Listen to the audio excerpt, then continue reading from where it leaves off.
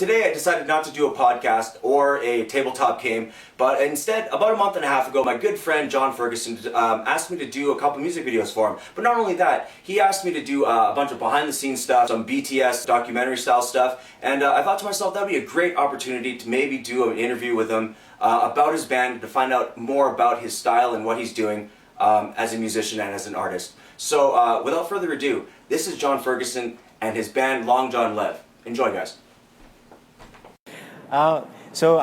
Emma's the youngest member in our band. I'm Emma Rouleau. I make stuffed toys, and I play music, and I do admin work. I'm here because Jonathan, who I've known for about 3 years through the open mics that we used to do together, invited me to be part of his crazy band, and I said, that sounds awesome. How long have you been doing music? I've been doing music, I've been singing and writing since I could make noise and form words. Nice. I've been writing things to be performed for 3 or 4 years. Technically longer than that, but in a serious way. Okay. 3 or 4 years. And I started at the Cafe Koi open mics where I met Jonathan. He actually hosted the first one I was ever at. And learned ukulele 2 years later and kind of took off from there. What about music and performing do you love most? I love the feeling between myself and my thoughts and the feelings from the people in the audience performing like my stuff a lot, but also anything that is singer-songwriterly that comes from that most honest place from somebody. Communicating that emotion and feeling it bounce back to me is intoxicating. How I met Emma was at a place called Cafe Koi. It's a very popular open mic spot in town, especially for new artists. It's a good place to get your stage legs. And it was a couple years ago, and she actually went up and sang completely a cappella. No instrument. She wasn't even playing an instrument at that point, I don't think, so she didn't really have a reference. And I just think that that's a really bold thing to do. It's not something that everybody can do, just go up and sing, and sing her own songs too. So she wasn't just singing jazz standards or anything like that. She was actually singing songs that she made up herself from memory with no instrumental accompaniment at all. So that's kind of when I sort of have this mental list that I make whenever I meet new musicians, where it's like, oh, okay, I could probably, fit that person into some kind of a project at some point. And so, yeah, that's sort of the story with Emma, is eventually, we got to know each other a little bit better, and she kind of has this very similar attitude, I think, toward life when you compare her with myself, but also everybody else in the band. Like, her sense of humor is very well adjusted to ours, and her life experiences are kind of different. Like, we are oddballs, I'm sure, as you can tell. We're not your typical band. We come from all different backgrounds. We kind of look at the world and the Calgary music scene a little bit differently than everybody else does, and we sort of beat our own path, and she definitely has an attitude that complements that a lot. Yeah. Tell me about Mercy Lamola. So Mercy and I actually go way back. My name is Mercy Lamola. I'm an admin assistant and by day and a musician by night. I'm here because I want to be part of this music making project, and I've known Jon for a while and loved his music from afar, and he just asked me if I'd be able to sing with him on a couple songs. What do you love about music and performing? Communicating my feelings and connecting with an audience, or if I'm singing somebody else's songs, it's just reinterpreting the emotions or the thoughts. And what do I love about music? It's especially when you're singing with other people, it's a new creation, it's a new experience each time, and it's something special each time. And it's something without words. When words aren't enough, music can replace or say the things that we want to say. We went to high school together and sang in the choir there. So she was a couple grades ahead of me in high school, and she's just always been one of the nicest people I know. I think she's very polite. It's not that she doesn't have one of those funny dark sides. We're just finding that out now, and it's been a real enjoyment for the band, I think, finding out that Mercy can be funny in that way too. But her voice has just got this really pretty quality to it. She never gives up. She always wants to perfect things, but not in a way where it detracts anything. She just really, really wants to make sure that she gets her part right. And I think it shows in her parts. And just, I find her voice to be very unique, very kind of, it's recognizable even when you have the whole band singing. You can pick out Mercy's voice. Not that you can't pick out everyone's voice, but yeah, it's just not a voice that I hear a lot. And I don't think it's a voice that you hear very often in the kind of music that we do. With folk music, it definitely seems to be that you have your low bass section, and then you have your girls singing their indie rock voices in kind of the middle there, but you don't normally have this high, kind of raspy, almost like a bluesy sort of voice. Right. And I thought that would be a really good addition. I also knew, again, that on a personal level, she's just such a nice, polite, calming presence. And when you have that many musicians, I think it's important to have somebody there who can, you know, be mellow and be the nice person and the soothing, the lullaby of the group, you know? Nice. Yeah. Almost motherly, right? Yeah. Comforting. I love that. Okay. Tell me about Ben Como. I'm Ben Como. I play bass with John. I'm 27 years old. I teach guitar right now, but I'm also going to school to be a teacher in an education program. John gave me a shout because I had known him from high school, and I don't know what happened eventually, but we bumped into each other again, and it just kind of happened. What do you love about music and performing? It took me a while to get used to performing, but now I've done it a lot, so I'm really used to it. And, I just love everything about it, the sound, just being able to play with people. It's great. It's funny, kind of over the last few years I've been sucked into playing with more people than I thought I would be. Yeah. But it's awesome. I'm playing more than I ever did, and it's great. Ben and I also went to high school together. He is a bit younger than me, although his beard makes him look, you know, like an old wizard or something like that. So Ben played in the high school band. He played stand-up bass there too, so that's what he plays now. It's good to see that he kept up. We actually didn't really keep in touch after high school, and even in high school, I only kind of knew Ben. It sounds like through conversations, maybe Ben knew me more than I knew him, which made me feel bad at first, but for a while, it was just like two of us that were kind of constant members. Like myself and David Andrew Weeb would play every show together. And Ben is sort of like the third guy. Like as soon as he came into the band, he fit in completely perfectly. He's super dedicated. Ben is the guy that when we have a gig coming up, even though I know that he knows all the parts, he'll come over last minute and he'll be like, can we just run through this one more time and play it? He's also kind of, if we have a rough show, Ben is the guy that can kind of cheer everybody up right away and be like, look, like these people really liked it. You know, it's worth it that we feel tired. And, you know, if we didn't get paid that much, we still had a really good show. That's Ben's jam is definitely that. On a musical side of things, though, he's just so intuitive. Bass players, I think, kind of fall into two or three different groups. One is the people that really wanted to play guitar, but they can't, so they play bass. And those people are like okay at it.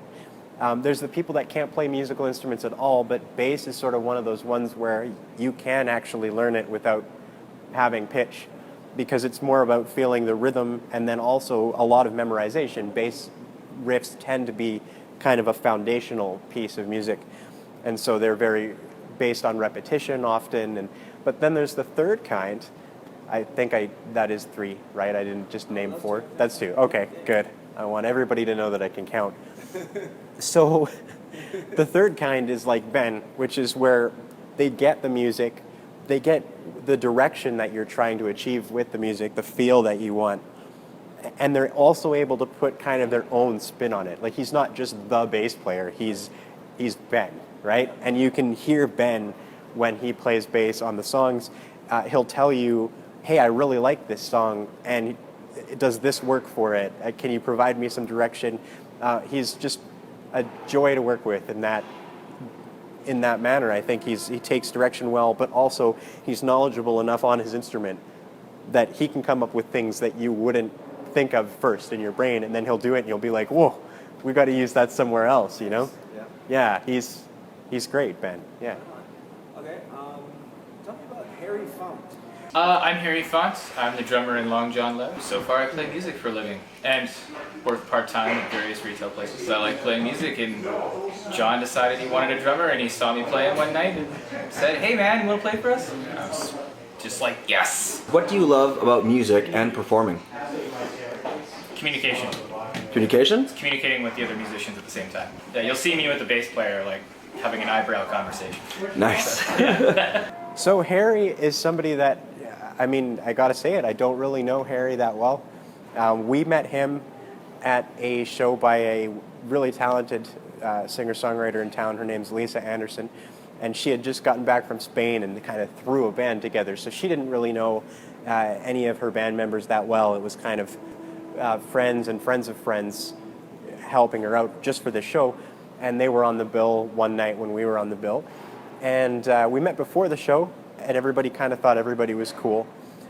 And then after the show, Harry and Nikki, who we'll talk about later, actually came up and talked to us about our music. And I don't often do this, and Lisa, if you're listening, I'm really sorry. But at that point, we kind of decided, like, you know, if I was saying to Ben and Dave, I said, hey, if these guys aren't, you know, really beholden to any band, like if they're not exclusive to Lisa's band, maybe we should bring them on. Like, they like what we do, personality-wise, they seem to kind of get who we are.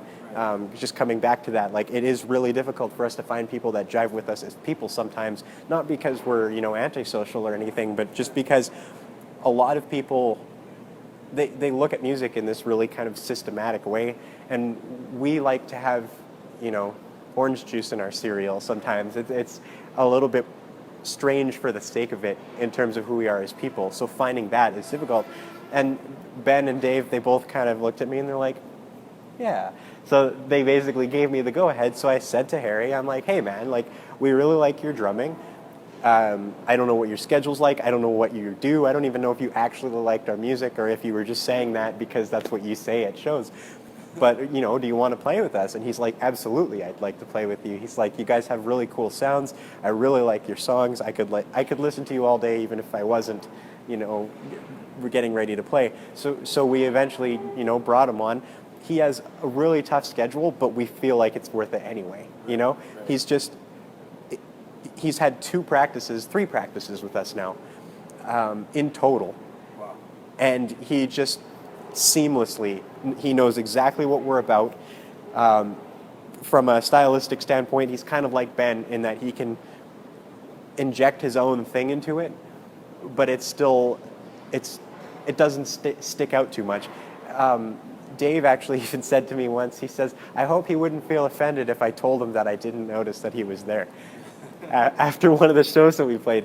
But I think that is a mark of a good drummer, is that they're not always obvious. He's a ninja, right? Like he's playing all the right parts, and then he adds just enough flourishes. And I think that his jazz background, like he's a student now, Ben was also a jazz student, that it sort of helps you, right? Like, you've heard enough different kinds of music and you're into enough different kinds of music that you can put in little bits and pieces. And personally, I'm a person that listens to all sorts of different records all the time. Like, I like listening to stuff even where I'm pretty sure that I hate it. I still want to go out of my way to listen to it just so that I have that exposure to that thing. And Harry's like that. Like, we can have, you know, musician encyclopedia-a-thons during practice. So it's like, oh, hey, have you heard of this band? No, have you heard of this band? Like, I think that he brings another angle of that to the group, and he does it with so much skill on the drums that, yeah, it feels like he's been a band member for forever, right? He just seamlessly fits in. Yeah, yeah, totally. Yeah, he gets us for sure. Well, I love that, man. Tell me about Nikki. So Nikki, we met at the same show. So she's also playing fiddle for Lisa Anderson. She actually came up and asked to buy one of our CDs even before we had thought about bringing her onto the band. Right. So it was kind of like, I heard her play fiddle, and I was thinking, yeah, like, we should get a fiddle player in our band. I think it would add a really nice texture. It makes it a little bit more rootsy, which is sort of what we're trying to do right now sometimes. And then she actually came up, bought a CD, and really liked our music. And I thought, well, why don't I just ask her if she wants to play with us then? She clearly likes what we do. And so I kind of asked her the same question again, sorry, Lisa, if she felt that she was, exclusive. And she's like, no, I want to play with as many people, as I can. I'm in the Calgary Fiddlers group. And so, yeah, we thought, why not bring her on? And we had only heard a really small portion of kind of what she can do, because it was only a 45, if that. Like, they were quick sets that night. But now, since having her at practice, I mean, she, at the drop of a hat, if you give her a verbal instruction, like, hey, can you play that one a little bit more aggressive? Like, melt my face off, I said one time. And she can even, if you sort of mimic a violin sound that you want, like if I go, she can do that exact thing. Like, she just has an excellent ear. And it translates so well onto her instrument. And she's totally humble about it. I don't even know, Nikki, if you even realize how good you are at, picking that improvisation out of thin air. But actually, the running joke right now is there's a song on the album called Long, Long While. And on the album, it's got a really far-off trumpet solo in the background, like kind of a military bugle, sort of a taps thing. And so we said, so you're going to play the trumpet solo because we don't have a trumpet, but I think it would sound cool on the violin. And so we play it for her, and she's like, I can't hear it. And so we turn it up. She's like, yeah, I can't hear it. And to be totally fair, it is way in the background on purpose. But then she goes to play it when we say, and not only does she get it right on time without us telling her, but the notes were identical. So it's like she could even hear things that she doesn't even know that she could hear. It's just so entertaining. And then personality-wise, same thing. Like, she's just a little bit enough of an oddball that we don't weird her out. I think that's the test that you really have to pass, is if you can hang out with like myself and Dave and Ben, and now Harry's just as weird as the rest of them, then you're kind of in. She even actually shares some of the people in the band, including myself, like to watch really terrible movies on purpose. We think that's a fun thing to do. And so she was talking about how she goes to the grocery store and picks movies out of the DVD bin. And those are the kind of things where it's like, how did we get all these people, how did we all end up in the same spot? Like, providence is an amazing thing sometimes. What is up, ladies and gentlemen? Thank you very much for sticking around for my part 1 of my interview with Jon Ferguson. Again, if you want to know anything about Jon Ferguson or Long John Lev or concert details, anything that has to do with that band, you can look him up right here, link to their website, and you can look him up here, directly to him on his Twitter feed, or message him down below. If you have anything else you guys have any questions for him, or if you have any questions for me, please feel free to leave a comment in the section below, and I'll catch you guys next week. Peace.